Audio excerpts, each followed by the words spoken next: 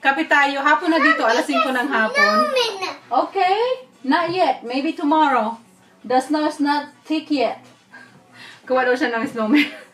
Baka bukas pwede tayong gumawa kasi pag bukas makapal na yung snow, pwede ka nang gumawa ng snowman. So, ayun. Alas 5 na ng hapon ngayon. Kape tayo.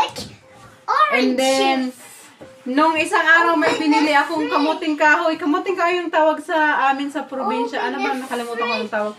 Bumili ako sa store ng kamuting kahoy. Pang 3 araw na to. Hindi ko maubos-ubos kasi ang dami niya.